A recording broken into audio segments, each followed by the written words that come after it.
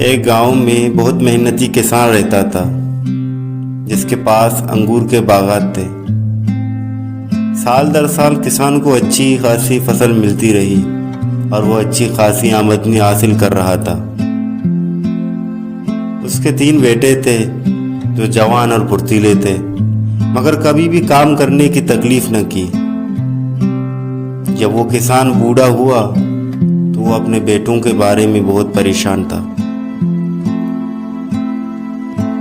جب وہ بہت بیمار ہو گیا تو اس نے اپنے 3 بیٹوں کو بلایا اور کہا کہ میں مرنے سے پہلے تمہیں ایک راز بتانا چاہتا ہوں۔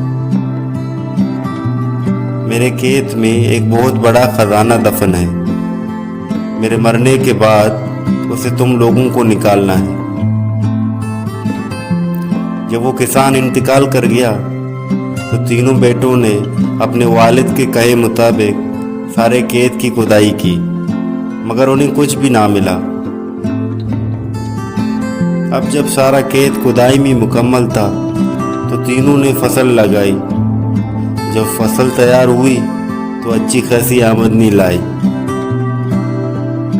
تو وہ 3 بھائی سمجھ گئے کہ ان کے والد کس خزانے کی بات کر رہے تھے۔